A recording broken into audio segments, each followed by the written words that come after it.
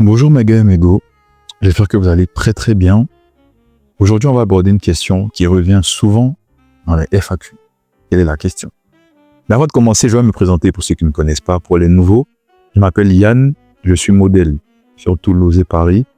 Et sur cette chaîne, j'essaie de documenter au max ce chapitre de ma vie, que ce soit en podcast où je raconte ce que j'ai vécu, comment j'ai appréhendé la chose et comment je le vois avec du recul. Et les vlogs, vous êtes vraiment dans la réalité du truc. Vous voyez ce que j'ai vu, vous vivez ce que j'ai vécu.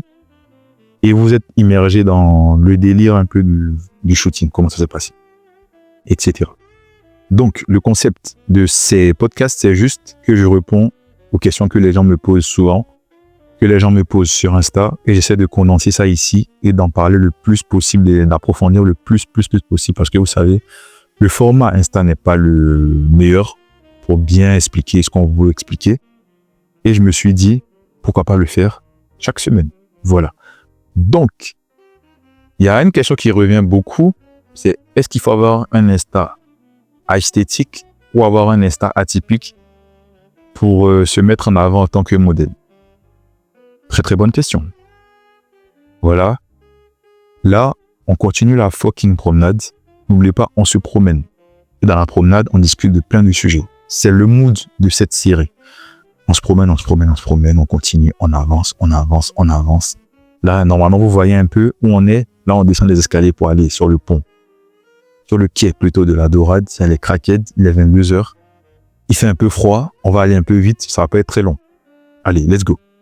Bon, je prends mon exemple. À mon avis, le mot d'ordre pour avoir un Insta entre guillemets cohérent, ce serait d'avoir un Insta qui nous ressemble au premier coup d'œil. C'est-à-dire quoi? Au début, ceux qui me connaissent depuis l'année dernière. L'année dernière, je postais presque tous les jours parce que je m'étais dit qu'il fallait que je poste tous les jours. C'était un défi personnel. Et au fur et à mesure, j'ai compris que le fait que je poste tous les jours, ça pouvait dire que, j'avais beaucoup de choses à poster. J'en avais pas mal. Et c'était un peu une phase de testing qui a fait que j'ai, entre guillemets, compris ce que je devais montrer ou ce que je ne devais pas montrer.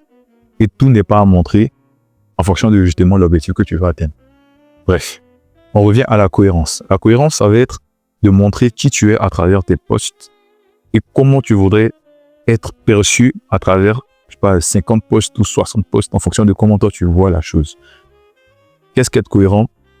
Par exemple, moi je suis quelqu'un qui aime discuter, qui a beaucoup de projets, qui parle de beaucoup de choses avec beaucoup de gens, qui est assez sociable. Donc dans ma bio, parce que ça commence jusqu'à la bio. Dans la bio, tu mets quelque chose qui montre que tu es un modèle, qui montre tes centres d'intérêt de manière très courte.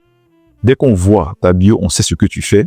Regardez ma bio, tu mets là-bas, tu mets ton lieu, ou tes lieux où tu peux shooter, où tu peux te déplacer, c'est important. Parce que ça va, entre guillemets, faire step up ton statut de modèle qui peut bouger beaucoup, ou te mettre dans une zone géographique où tu seras bien vu, mais pas forcément ailleurs. C'est un choix en fonction de comment tu peux, de tes moyens, etc.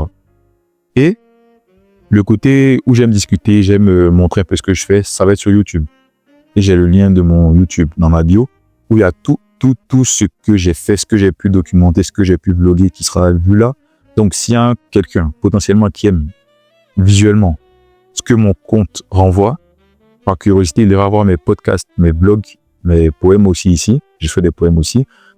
Il va se dire, ah ouais, c'est pas juste quelqu'un qui a de l'aura ou qui a un beau visage, il fait ça aussi à côté. Voilà. Et ça, dans la bio, tu peux le mettre, ou dans tes posts, tu peux le mettre. Par exemple, si tu as eu la chance de faire des courts-métrages, de faire des rôles dans des clips, d'être figurant, mets-le en avant sur ton compte. Voilà. Je pense que ça, c'est bien.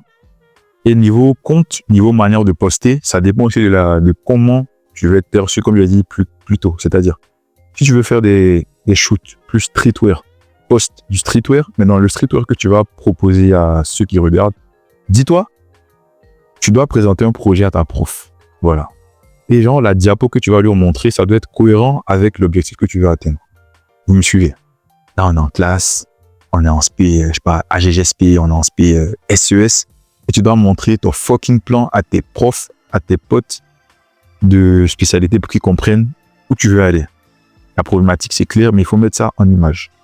Par exemple, si tu veux faire du streetwear, je te conseille de t'inspirer d'un gars comme Dimitri. Il propose du streetwear haut de gamme dans sa manière de poster.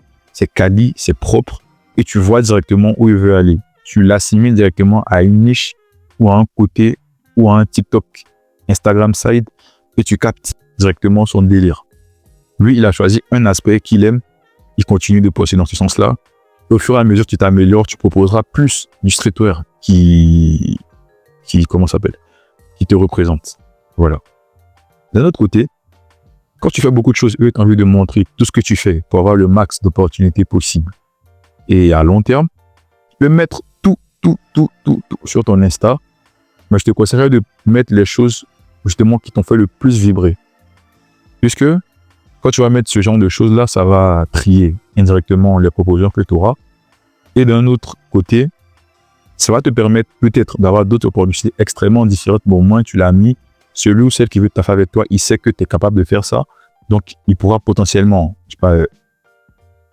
te permettre de faire plus qu'un simple shooting et de participer, à la com TikTok où on vient des vidéos, tu parles. Ça peut, comment ça s'appelle? Être que bénéfique. Si tu fais de la musique, comme certains potes que j'ai qui font de la musique, en parle. Si tu fais de la photo, en parle. Et la cohérence, dans le sens où je l'emploie, c'est pas forcément visuellement. Pour moi, ça dépend de comment tu vois la chose. Si tu veux un truc esthétique, pour moi, esthétique, ça dépend vraiment de la personne. Mais après, il y a quelques codes de couleurs à respecter pour que ça soit visuellement agréable à voir. Et ça, franchement, je te conseille d'aller sur Pinterest ou de demander à tes potes un certain sens du détail qui arrive à mettre les choses bien carré. Ils pourront t'aider à mettre les bons codes couleurs pour que visuellement ton Insta soit attractif et qu'il soit intéressant à regarder. Mais après, c'est pas une science absolue. Tu peux poster dans le désordre, mais le désordre, ça peut être ton expression et c'est un truc que tu dois pas négliger. Voilà. Et à force de poster, de pas mal regarder ton compte, tu vas comprendre l'esthétique et la cohérence et ce que tu veux montrer. Et au final, c'est un truc qui est assez singulier, comme la fripe, qui est assez singulier, mais qui va te permettre d'orienter celui ou celle qui va passer sur ton Insta, qui comprenne qui tu es vraiment, qui tu n'es pas aussi, c'est la définition par la négative, et c'est que bénéfique. Par exemple, je reviens sur mon Insta. Mon Insta, je ne peux pas vous donner une vibe qui ressort directement. Il y a beaucoup de choses. Mon Insta, c'est du beaucoup. C'est du tout ce que je fais. C'est ma vie en mini. Actuellement, je crois j'ai 50 posts, à peu près, en 50 posts. Et les 50 posts là, la cohérence que vous voyez visuellement, c'est pas une cohérence qui a été faite parce que je me suis inspiré d'une personne. Je me suis inspiré de beaucoup de personnes. Ma vision, c'est affûter sur beaucoup de choses. Et l'esthétique que j'ai, c'est pas forcément une esthétique que tu verras sur un autre compte, mais tu sais que c'est moi qui ai fait mon truc. Tu vois. Et il y a 1 an, 2 ans de background, de testing avant que j'ai cette esthétique-là qui va potentiellement évoluer en fonction de comment je verrai tout ça dans peut-être 1 ou 2 ans. Et pour quelqu'un qui commence, je conseillerais, regarde tes influenceurs préférés. Au début, copie-les. Parce que je pense que faut pas se mentir. Au début, t'as pas de ref, t'as pas de moyen de toi-même avoir un avis subjectif. Copie ce qu'ils font. Au final, tu auras d'autres inspirations, tu vas changer de mood, etc. Et ça va te permettre d'avoir une esthétique qui te ressemble. On n'a pas forcément besoin d'en parler. Si on dit ton nom, on pense à un truc. Si on pense à un truc, c'est toi. Et ce truc-là, c'est ce qui va te suivre. Et c'est vers ce truc-là qu'on doit y aller. Par exemple, il y a qui me vient en tête? Forest Rippleton, c'est un gars qui fait du streetwear. Pas comme Dimitri, mais à travers sa manière de poster, tu captes son délire.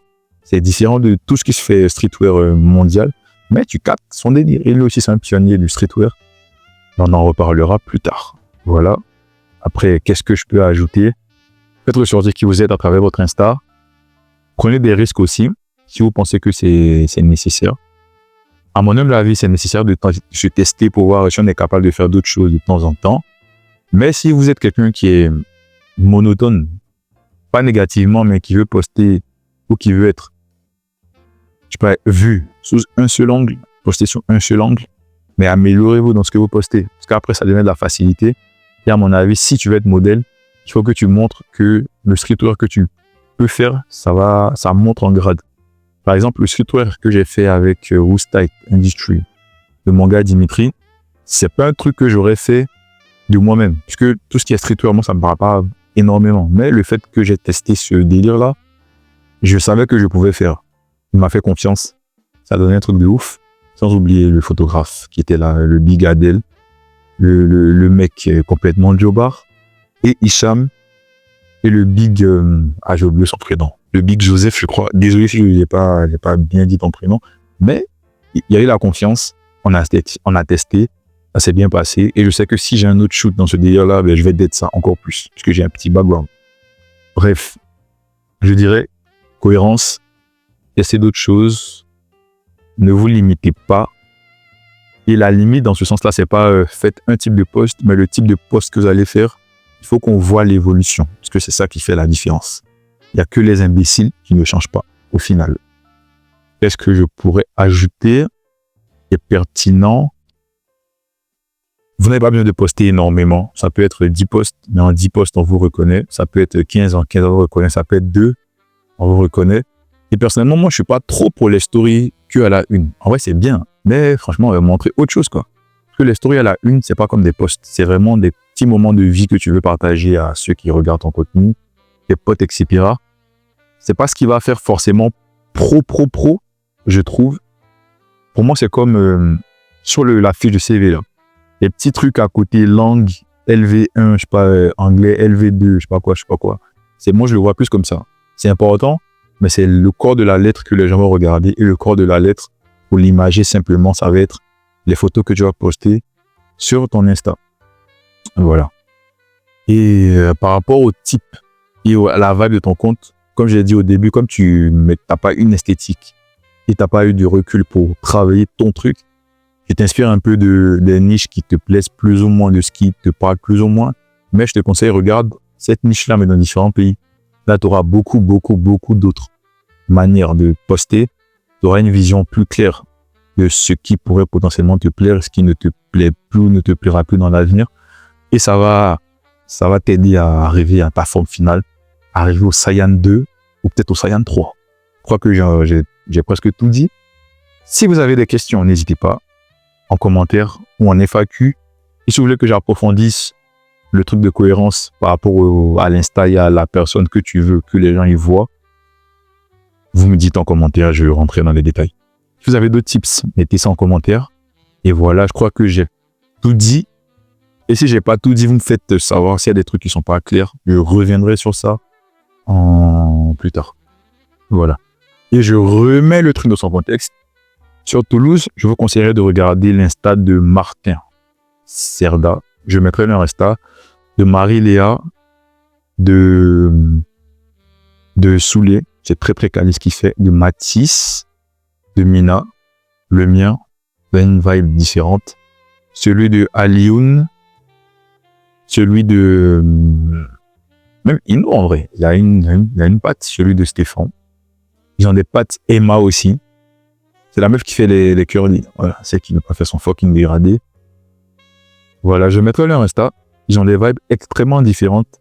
Mais quand tu parles avec lui ou avec elle, c'est à peu près la même chose que sur Insta.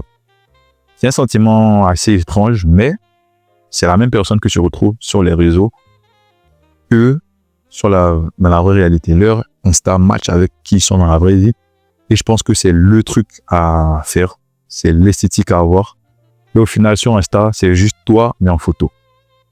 Et toi, ça comprend ta personnalité et qui tu es et qu'est-ce que tu veux montrer au monde. Sur ce, bisous, à la prochaine. Fuck le matcha. Voilà, on continue la coca. Ciao.